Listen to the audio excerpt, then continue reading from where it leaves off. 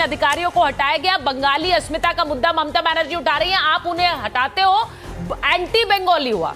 शिवम, तो ये मैं सबसे पहले एक चीज़ कहना चाहता हूं सुचारिता जी कि जहां तक इलेक्शन की बात है, पहली जो प्रायोरिटी है किसी की भी इलेक्शन कमीशन की, वो सिर्फ इतनी है कि वहां पर जो चुनाव है उसकी शुचिता बनी रहे। एक चीज़ बहुत साफ है, जिस तरीके से पिछले चुनाव हुए हैं और उसके बाद जो लगातार पोस्टपोल हिंसा हर चुनाव के बाद हुई है, वो बेहद खतरनाक है। दूसरी बात एक और है कि जिस तरीके से इलेक्शन कमीशन का एक बोल्ड मूव रहा कि पिछली बार 8 चरणों में चुनाव था, इस बार मात्र 2 चरणों में चुनाव है, अर्थात चुनाव को बेहतर तरीके से करने की पूरी तैयारी है। रही बात चुनाव आयोग को गाली देने की, क्रिटिसाइज करने की, बुरा बताने की, ये लगता है मुझे इस देश में अब कोई ऐसा देश, एक ऐसा कोई राज्य इस देश में बचा नहीं है जहां पर विपक्ष चुनाव हारने वाला ना होता हो और वो इलेक्शन कमीशन को ना गलत बताता हो, गाली देता हो, गरियाता हो, कहता हो। एग्जाम्पल मैं आपको अभी कह दे रहा हूं कि चुनाव हारने के बाद टीएमसी कहेगी ये एसआईआर की जीत है, ये इलेक्शन कमीशन की जीत है। आप ये मानकर चल रहे हैं टीएमसी चुनाव हार रही है? अरे ज्ञानेश कुमार की जीत है, ऐसा ही बोलना है इन्होंने। पिछले 2014 के बाद से अगर आप देखेंगे, कोई मुझे एक ऐसा स्टेप लाकर दिखाए, कभी इन्होंने ग्रेसफुली, मुझे कोई एक नेता बताइए, एक पार्टी जिसने एब्सोल्यूट 100% आकर ये कह दिया हो कि हाँ हम ग्रेसफुली चुनाव हारे। एग्जाम्पल मैं आपको बताता हूं, हम छत्तीसगढ़ में भी हारे थे, हम राजस्थान में भी हारे थे, हम मध्य प्रदेश में भी हारे थे, हम कर्नाटक में भी हारे थे, इसके अलावा हम दिल्ली में भी हारे थे, इसके अलावा हम झारखंड में भी हारे थे, इसके अलावा बंगाल में हारे।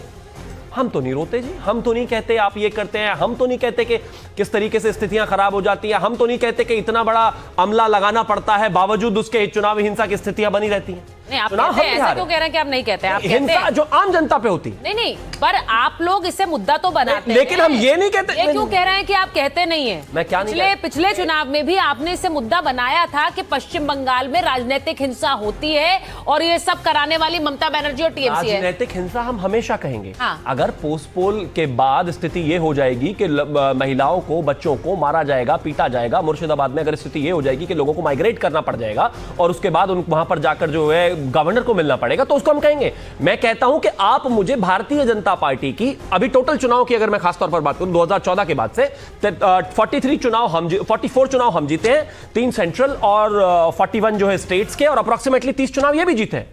उन 30 चुनावों में भारतीय जनता पार्टी के किसी भी एक नेता का बड़ा का ये बता दीजिए जिसने ये कहा कि नहीं ये इलेक्शन कमीशन की वजह से हो गया, या फिर ये जो है इसमें जो है धांधली हो गई। हम कहते हैं कि हम हारे, हम सहर्ष स्वीकार करते हैं। राजनीतिक हिंसा हमेशा हुई है। नहीं, रिजू जी के पास जाऊंगी। रिजू जी, बात बताइए, जो अधिकारी, अब ये सीधा मानना है, क्योंकि सुकांता मजूमदार ये बात कह रहे थे कि भाई जो अधिकारी ईडी को काम करने से रोकेंगे वो निष्पक्ष नहीं हो सकते, उन्हें हटाना पड़ेगा, वरना चुनाव में क्या होगा? आप उन्हीं अधिकारियों के समर्थन में हैं जी। सुचरिता जी, मैं देखिए कुछ साफ बातें कहना चाहता हूँ। चुनाव आयोग बीजेपी के लिए काम करती है, ये सबको पता है, हर बच्चे को पता है। ज्ञानेश कुमार अमित शाह के इशारों पे नाच रहे हैं, ये सबको पता है। उनको भेजा गया है बंगाल में वोट चोरी करने के लिए और उनको टारगेट दिया गया था। बाकायदा जो वीडियोस आपके पास भी हैं, आप बहुत बड़े चैनल है, कि 1 करोड़ 1.25 करोड़ नाम काटने के लिए, वो हो नहीं पाया। ममता बनर्जी ने चोरी पकड़ ली, सुप्रीम कोर्ट इन्वॉल्व हो गया। भले ही 60 लाख अभी भी एडजुडिकेशन में है, वो भी क्लियर हो जाएगा। क्या मैं खत्म कर लूं मैडम? हाँ, बोलिए। आपको बोलने के लिए बुलाया है सर। Thank you. तो उसमें जो उन्होंने किया वो कर सकते हैं, वो उनके हक में है, पर रात को 12:30 बजे इतना डर क्यों, इतना पैनिक क्यों? मैं ओपनली आपके चैनल पे बोल रहा हूं और ये चैलेंज है ज्ञानेश कुमार जी को, आपको जिसको बदलना है बदलिए, जितनी बार बदलना है बदलिए, पर बंगाल की मुख्यमंत्री को आप नहीं बदल पाएंगे। 4थी बार के लिए ममता बनर्जी मुख्यमंत्री होगी। बीजेपी के प्रवक्ता ने कहा कि कोई भी इलेक्शन हार जाता है तो वो इसके ऊपर उसके ऊपर इल्जाम लगा के रोने बैठ जाते हैं। हमको अभी तक हारना नहीं पड़ा। इंडिया के तरफ से हम बैटिंग करते हैं, अभी भी बीजेपी के खिलाफ 1:1 कंटेस्ट में 1:1 ले लीजिए आप यहाँ पर भी। नहीं, 1:1 कंटेस्ट, मतलब मैं डेटा बोल रहा हूं, किसी के साथ नहीं, कोई गठबंधन में नहीं।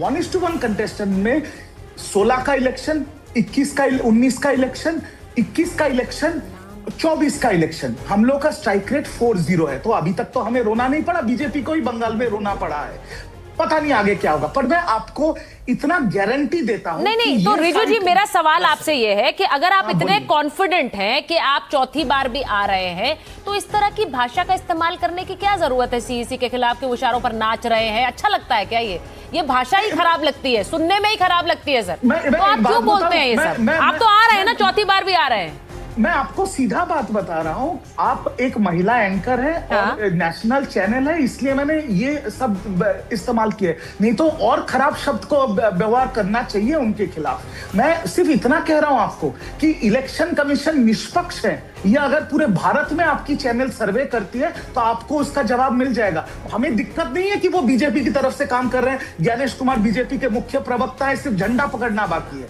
मैं ये कह रहा हूं कि आपको जो मर्जी करना कीजिए, आप तो साम दाम दंड भेद वोट चोरी भाई ये तो रिजू दत्ता जी खुलकर कह रहे हैं कि वो बीजेपी के आदमी हैं। समीर जी वो कह रहे हैं कि बीजेपी के आदमी हैं, आप सर्वे करा लीजिए, कौन कहेगा नहीं है। पहले तो मैं एक चीज कहना चाहता हूं कि इतना हो हल्ला और ड्रामा करने की आवश्यकता है नहीं। आसाम में भी कुछ ट्रांसफर्स हुए हैं, उनकी लिस्ट इस प्रकार है। Miss Somalin Sudarshani IPS 2019, Shri K R Sheetal Kumar IPS 2020, miss Anchal Chauhan IPS 2020, Shri Sudhakar Singh IPS 2013, Shri Mohanlal Meena IPS 2016। Election Commission of India की तरफ से यह चिट्ठी है। वहां तो भारतीय जनता पार्टी की सरकार है और भारतीय जनता पार्टी ही जीतेगी यहां भी। क्यों रोते रहते हो 24 घंटा भाई? जीतने भी वाले हो, इलेक्शन भी हल्ला किया है। अरे मैं आपकी बात है, ऑब्वियसली इलेक्शन कमीशन जो है भारत, अब बीच में नहीं बोलिए, मेरे पास भी बहुत अच्छे अच्छे शब्द हैं, महिला एंकर है इसलिए मैं भी सम्मान करना चाहता हूँ। तो डिबेट का डेकोरम बना कर रखिए, बीच में चिल्लाना नहीं होता है। मैंने बोला आपके बीच में कोई चिल्लाया, आपके बीच में कोई चिल्लाया। अच्छा बात खत्म कर लीजिए आपका। हाँ, तो मैं सिर्फ इतना कहना चाहता हूं कि चुनाव हारने से ही पहले ज्ञानेश कुमार खराब है, इलेक्शन कमीशन बेकार है, भारतीय जनता पार्टी का 4:4 का कौन सा 4:4 का रिजल्ट है भैया? भारतीय जनता पार्टी 4-0। हाँ, भारतीय जनता पार्टी पूरे देश में चुनाव लड़ती है। ममता बनर्जी आई थी दिल्ली एक बार मुख्यमंत्री प्रधानमंत्री बनने, 200 कुर्सियां नहीं मिली थी अन्ना हजारे के साथ, 200। बाहर निकल कर देखो पता आएगा किस भारतीय जनता पार्टी से। अरे कमाल बात हो गई, मतलब विराट, ठीक है, एक सेकंड, विराट कोहली से किसी मोहम्मद यूसुफ का कंपैरिजन कोई बनता है क्या? अरे देश की बात हो रही है भाई। अरे आपको देश की बात नहीं है अभी, क्यों बंगाल देश का रिश्ता नहीं है? भारतीय जनता पार्टी की कितनी सरकार है, केंद्र में कितनी, आपने कोशिश नहीं की क्या? अरे आपने कोशिश नहीं की क्या? बंगाल में चुनाव लड़ते हो कि नहीं? गोवा में चुनाव लड़ते हो कि नहीं? दिल्ली में कोशिश, देखिए मैं एक बार हीरो, और इस बार यहाँ भी हारो। मैं एक बार बता दूं आप दोनों को, सुनिए रिजू जी, शिवम जी सुनिए मेरी बात। बनर्जी के भैया अरविंद केजरीवाल के भी थे।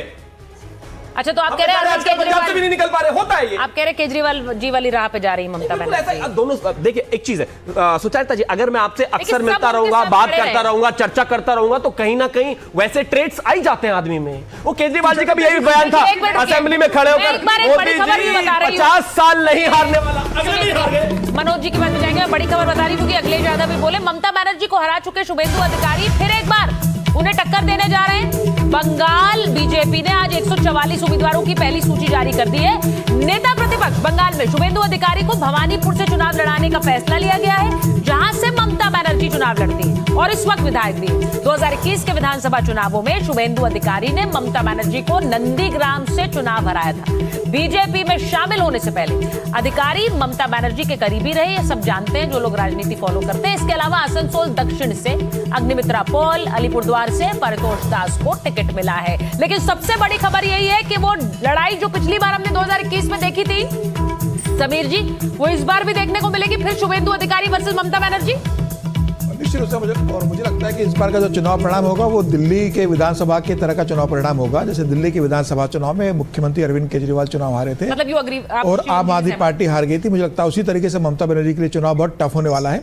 नंदीग्राम से ममता बनर्जी हार के फिर उपचुनाव भवानीपुर से जीती थी, इस बार भवानीपुर भी ममता बनर्जी के लिए आसान नहीं रहने वाला है मुझे लगता है। और जिस तरीके से भारतीय जनता पार्टी का वहाँ संगठन जबरदस्ती पर काम कर रहा है, राष्ट्रीय सेवक संघ के स्वयंसेवक वहाँ जबरदस्ती पर जिस तरीके से काम कर रहे हैं, तो ये चुनाव ममता बनर्जी के लिए बहुत टफ है। और इसी कारण मुझे लगता है कि ममता बनर्जी जिस तरीके से चुनाव आयोग के खिलाफ लगातार, ऐसा तो नहीं कि चुनाव आयोग अभी 2014 के बाद बनाए, देश का पहला चुनाव आयोग के माध्यम से वह सुकुमार पहले मुख्य चुनाव आयुक्त थे। उसके बाद से 2011 में अगर ममता बनर्जी इसी चुनाव आयोग से चुनाव जीतती है, 2016 में जीतती है, 2021 में जीतती है और 2024 में भी इसी चुनाव आयोग के देखरेख में देश में चुनाव हो रहे हैं। तो ममता बनर्जी जब 2011 में जीती, 16 में जीती, 21 में जीती, तो अब ममता बनर्जी इस तरीके से चुनाव आयोग को बदनाम करने का काम न करो। ममता बनर्जी तो खुद सुप्रीम कोर्ट गई, ममता बनर्जी ने खुद पैरवी करेगी किस तरीके से एसआईआर को लेकर उनकी ऑब्जेक्शन है। क्या सुप्रीम कोर्ट ने कहीं चुनाव आयोग को इस मामले में रोका? तो मुझे लगता है कि जब सुप्रीम कोर्ट में आप जा गए और सुप्रीम कोर्ट ने जब चुनाव आयोग को फ्री हैंड दिया है, बिहार में इतने बेहतर तरीके से हुआ, 12 राज्यों में चुनाव आयोग ने एसआईआर करवा दिया, तो अब चुनाव की तारीखें घोषित हो गई है।